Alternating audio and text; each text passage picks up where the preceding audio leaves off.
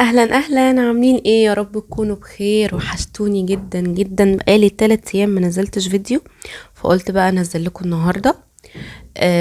شكرا لكل الناس اللي عملت سبسكرايب للقناه، وشكرا لكل الناس اللي بتعمل كومنتات قمر زيهم. كلكم على راسي، وشكرا على اللي بيعمل لايك. تسلموا، شكرا جدا جدا. النهارده بدأت اليوم بقى ان انا قلت عايز ازود الحرق النهارده، فجبت كوبايه ميه سخنه وحطيت فيها معلقة عسل. ما حطيتش ليمون طبعا عشان معدتي، عشان التكميم وكده. فانتي ممكن تحطي نص ليمونة، مفيش مشكلة. يعني المية دافية، عليها معلقة عسل، عليها نص ليمونة. وبعدين قلت ان انا هعمل الماسك ده بقى هتدعولي عليه. جبت 3 معالق محترمين كده بذر الكتان. المفروض ان هم بيتغلوا على النار، بس انا عشان ما عنديش ترمومتر فحطيت ميه سخنه من الكتل، عشان هو المفروض يغلي يعني على درجه حراره معينه، اللي هو 50 درجه.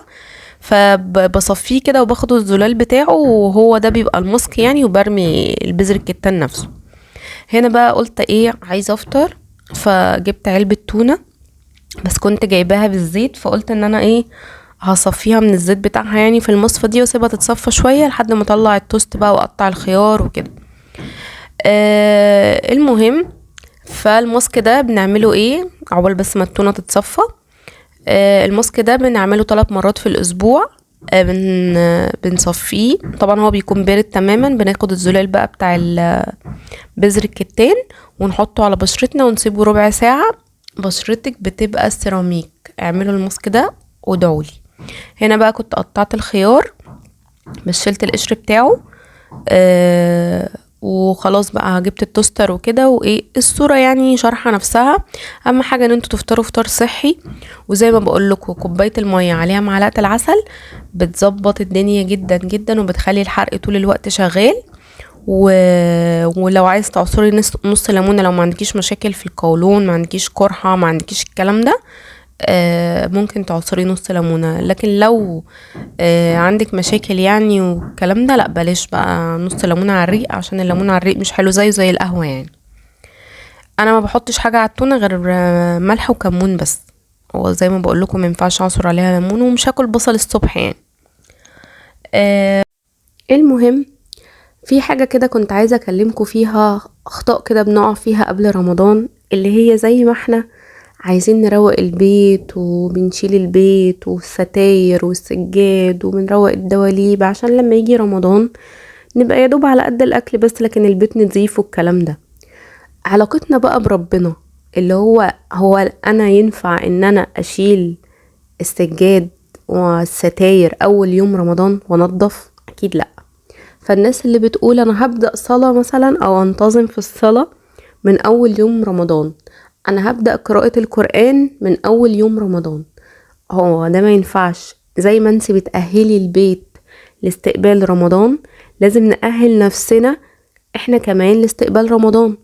انا مش هقول لكم ان انا بيرفكت بقى وكل حاجة تمام، لا، انا زيكم بذكر نفسي وبذكركم، اللي هو ان احنا على الاقل مثلا دلوقتي لازم نصوم الايام اللي علينا، اللي احنا بنأهل نفسنا للصيام مثلا. لازم ان احنا نبتدي ان احنا نصلي من دلوقتي. اللي هو اللي بيقطع في الصلاة يبتدي ينتظم، اللي مش بيقرأ قرآن يبتدي ان هو يقرأ قرآن. زي ما احنا بنأهل البيت وبنعمل تفريزات وبنعمل حاجات، لازم كمان ان احنا نأهل نفسنا ان احنا نصوم ونقرأ قرآن، بحيث ان لما نيجي نعمل كده نبقى خلاص دي حاجة طبيعية بنعملها، ما تبقاش نحسين انها عبء. زي الصيام، الواحد بيبقى اول يوم رمضان عشان بيبقى صايم بعد وقت طويل قوي، بيبقى صايم مبقاش قادر، تبقى طاقتك صفر، مش قادرة تقفي، دايخة، تعبانة. فاحنا ممكن حتى على الاقل نبدأ بالصيام المتقطع، مثلا لو في ناس عندها ظروف ما بتقدرش تصوم خالص مثلا عن الشرب او كده، نبدأ على الاقل بالصيام المتقطع كده، ونشوف دنيتنا هتبقى ايه.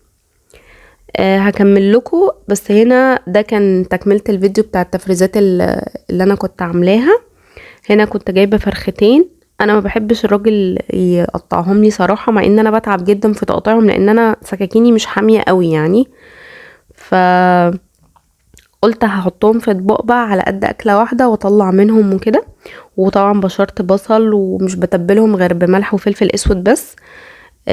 ولو عوزت بقى تتبيلات تانية اي نكهة تانية بقى لما بطلعهم ويفكوا كده ببقى اظبط بقى التتبيلة براحتي. بس لما بحطهم في بصل وملح وفلفل اسود بتطلع ريحتها تحفة، والبصل بيخليها عشان قعد فيها فترة طويلة يعني في البصل، فبيخليها تستوي بسرعة، بيخلي لحمها دايب كده ومسكر وطعمه حلو.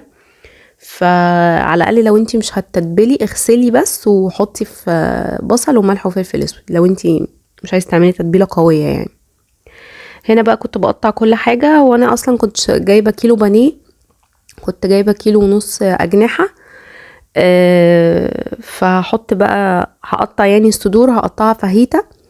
ممكن اعمل بيهم صينيه نجرسكو، ممكن اعملهم فاهيتا كده وسندوتشات وخلاص. يعني كل يوم كده هعمل اكله معينه، يعني اطلع طبق اعمل بيه اكله، فاهمين؟ عشان اسهل على نفسي برضو، لان احنا طبعا الوقت ده كلنا بنعمل تنظيفات، واللي بيروق بيروق واللي بينزل سجاد وستاير وان شاء الله بامر الله الفتره الجايه بنسبه كبيره جدا هبيض الشقه. فهيبقى عندي قصه اللي هو يدوب بس اطلع الحاجه تفك واحطها في الاير فراير او احطها على النار وخلاص، كفى الله المؤمنين شر القتال وخلصنا بقى على كده. برضو انا هعمل كده يعني ان شاء الله لما حاجه الشهر دي تخلص ان شاء الله بامرك يا رب، على اخر اتنين كده هبتدي ان انا بقى اعمل تفريزات لرمضان، اللي هي بقى الاكل، مش اللي هي يعني مش اللي هي العصاير وكده، لا لا لا، ما بحبش كده. انا كده كده ماليش في العصاير قوي، زي ما انتوا عارفين الدايت وكده، فما بشربش عصاير يعني، انا اصلا بطبعي ماليش في العصاير.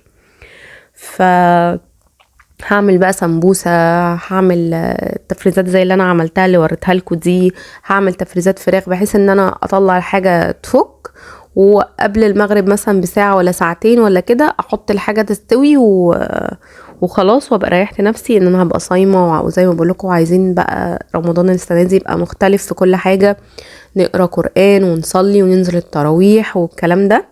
فالحاجات دي هتسهل علينا وتخلينا ان احنا طول النهار نبقى فاضيين واحنا صايمين، ميبقاش ورانا حاجه، وكده كده البيت هيبقى متروق ونظيف، يا دوب بس ايه مطرح المواعين السحور، مطرح الكلام ده، تبقى حاجات بسيطه يعني مش هناخد فيها وقت. طبعا انا قطعت الفراخ وغسلتها كويس جدا بليمون ودقيق وملح وكده، وايه قلت اتبلها زي ما بقولكوا واحطها في اطباق على قد الاكله بالظبط.